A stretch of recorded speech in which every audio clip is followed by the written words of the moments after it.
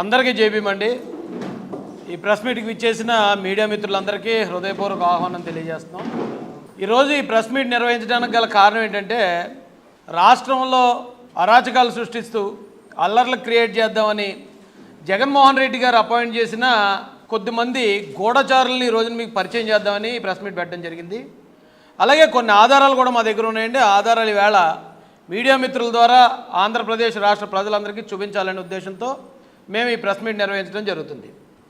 ఈ కార్యక్రమానికి నాతో పాటు ఇచ్చేసిన తెలుగుదేశం పార్టీ కార్యకర్తల నాయకులందరి తరఫున కూడా మీ అందరికీ హృదయపూర్వక స్వాగతం తెలియజేస్తూ, జగన్మోహన్ రెడ్డి గారు కొంతమంది గూఢచారుల్ని నియమించారండి.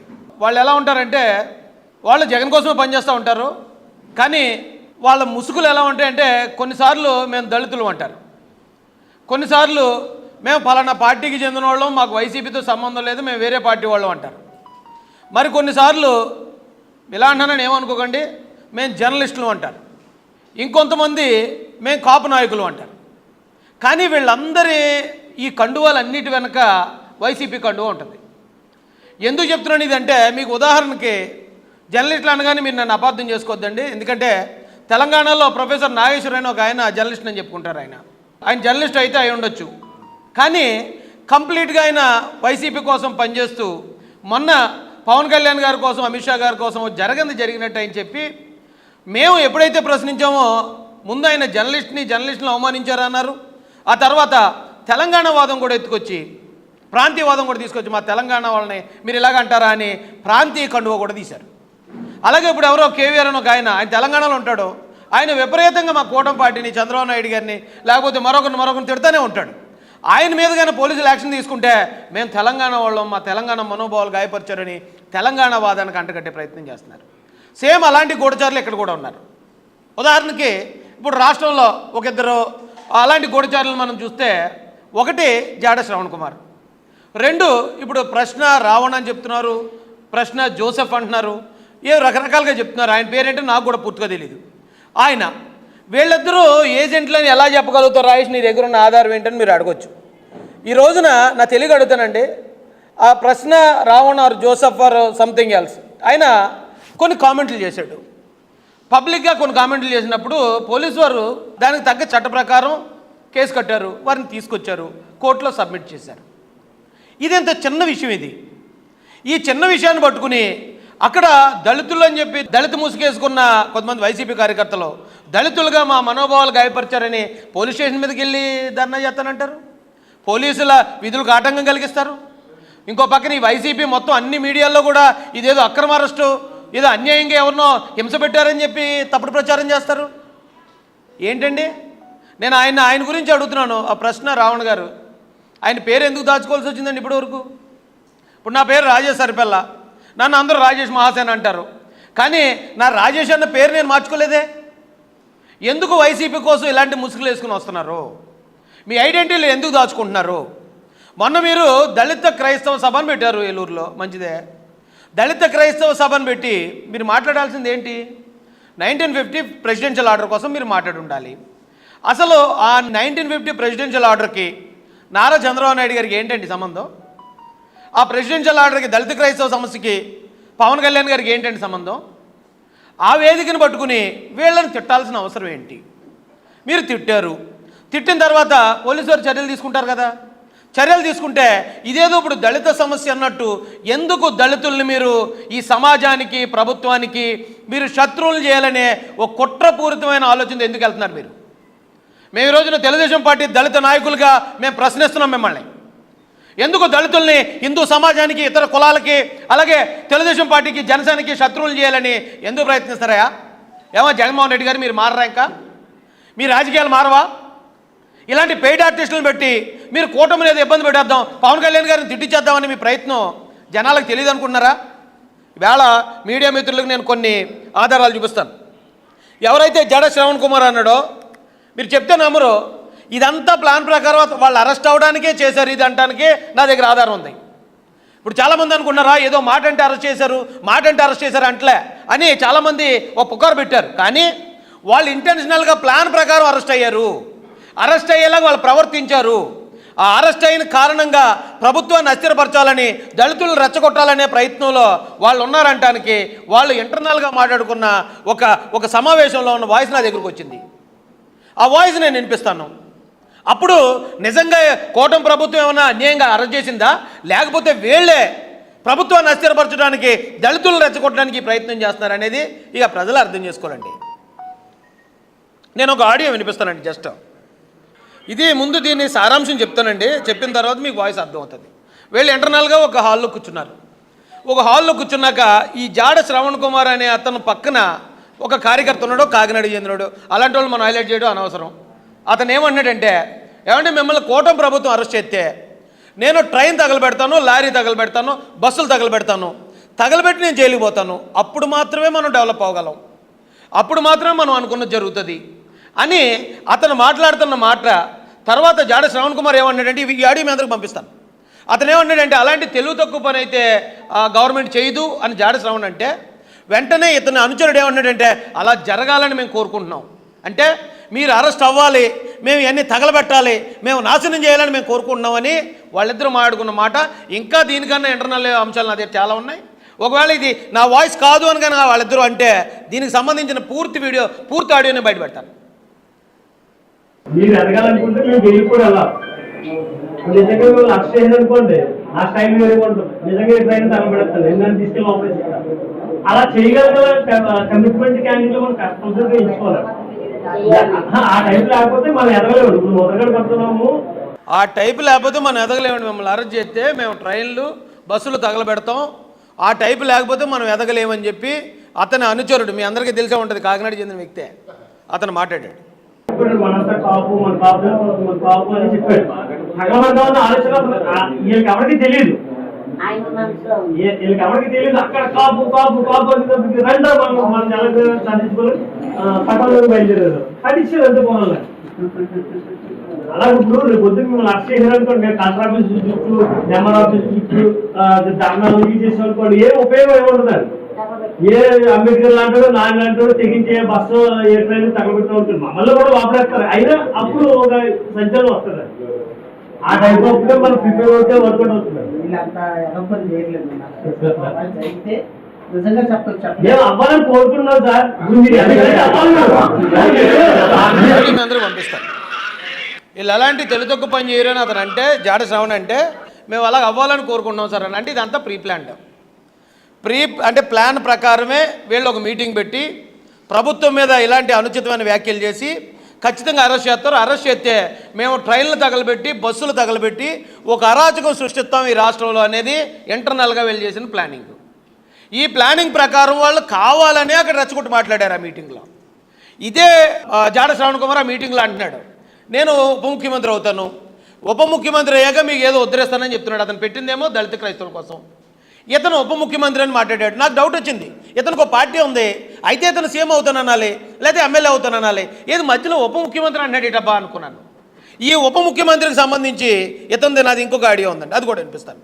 ఇతను ఏమన్నాడంటే, ఇదే ఇంటర్నల్ మీటింగ్లో జగన్మోహన్ రెడ్డి 5 ఉప ముఖ్యమంత్రులు ఇచ్చాడు, ఈ రోజున జగన్కి అవసరమైనప్పుడు వాళ్ళు ఎవరూ రావట్లేదు, ఇప్పుడు ఒకళ్ళనే ఇస్తానంటున్నాడు, అది నువ్వేనేమో ఒక లేడీ అంటే అది నేనే అని చెప్పి ఇతను అంటున్నాడు. అంటే ఇతను ఇంటర్నల్గా జగన్ కోసం పనిచేస్తున్నాడు. జగన్ ఏదైతే ఉప ముఖ్యమంత్రి చేస్తాడనే ఆశతో ఈ రోజున దళితులను రెచ్చగొడుతున్నాడు, క్రైస్తవులను రెచ్చగొడుతున్నాడు.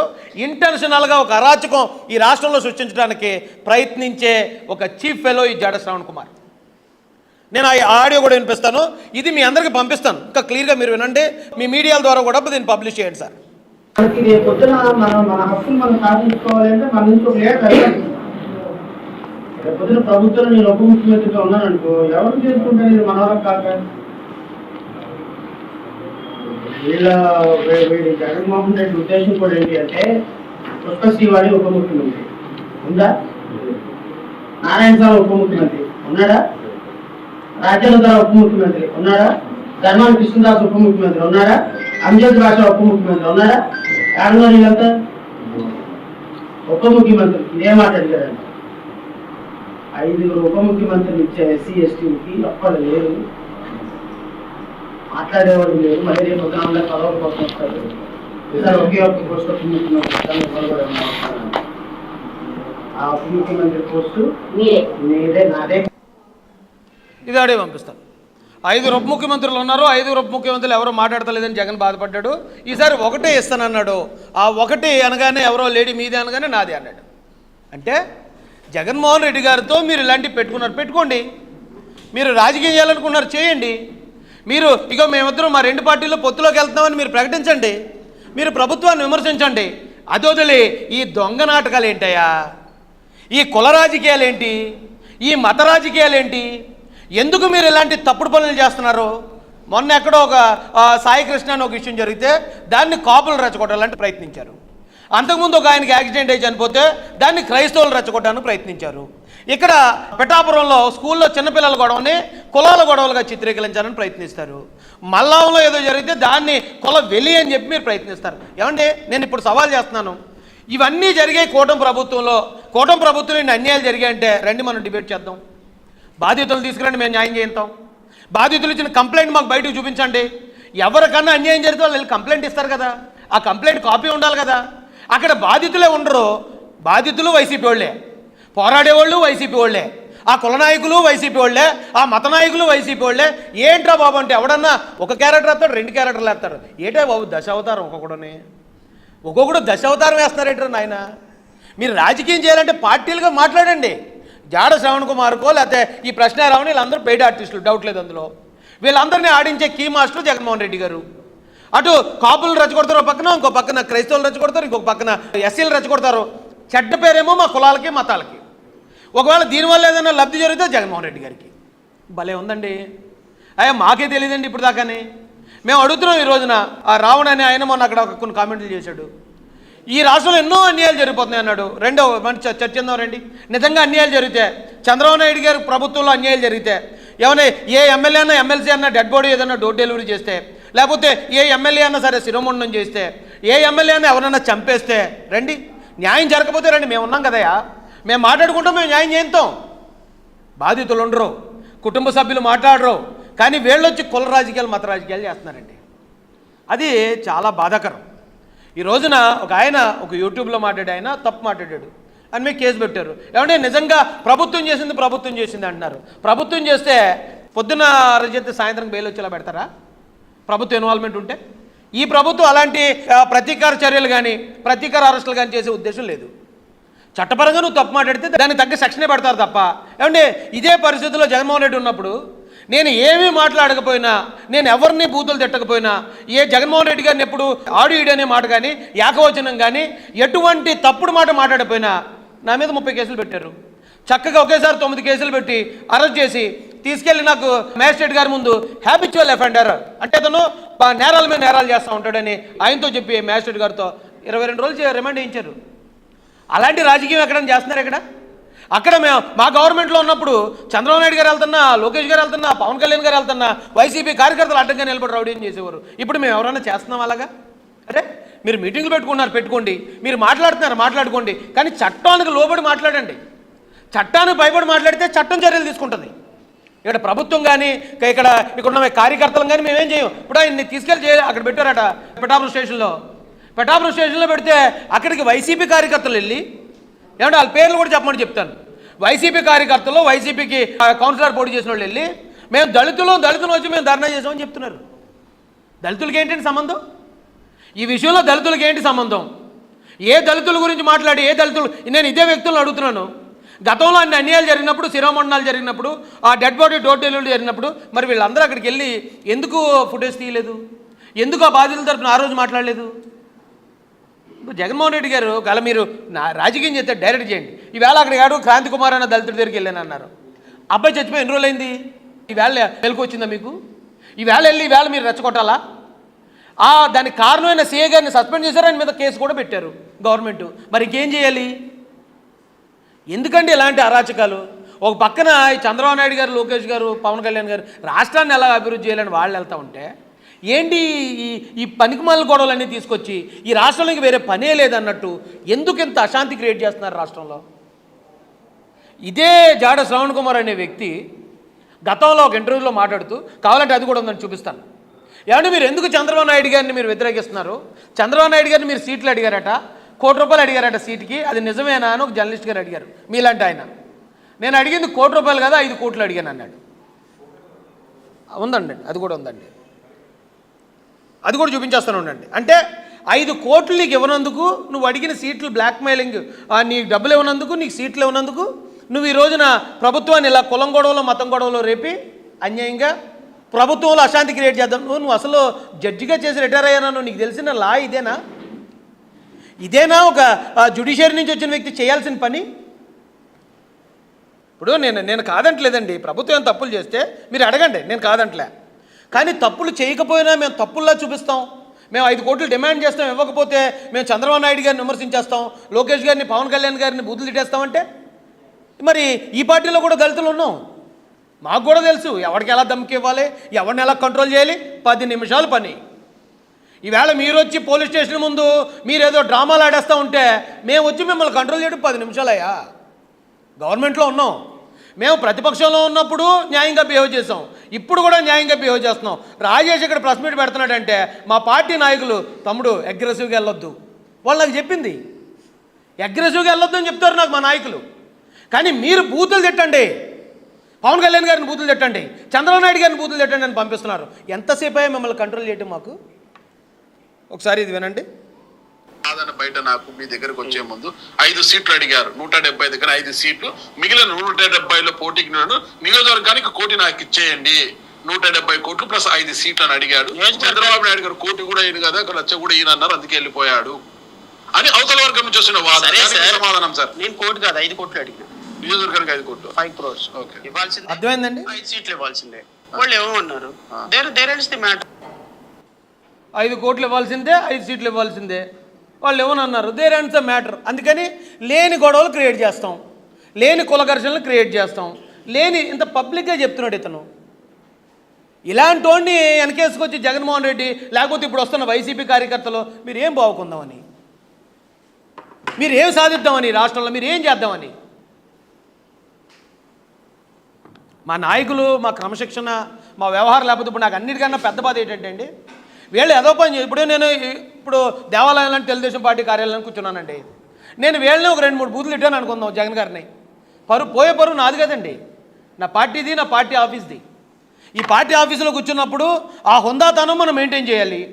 మీరు దళిత ముసుగేసుకున్నారు, అంబేద్కర్ అంటున్నారు, దళిత క్రైస్తవులు అంటున్నారు, ఆ ముసుగులో ఉండి మీరు ఈ రోజున పవన్ కళ్యాణ్ గారిని తిట్టేస్తూ ఉంటే, సనాతన ధర్మాన్ని తిట్టేస్తూ ఉంటే, లేదా మరో చంద్రబాబు నాయుడు గారిని తిట్టేస్తూ ఉంటే ఆ బ్లేమ్ మోయాల్సింది ఎవరు? మీ వెనకాతలు ఉన్న జాతి. మీరేటి వేళ ఉంటారు, రేపు పోతారు.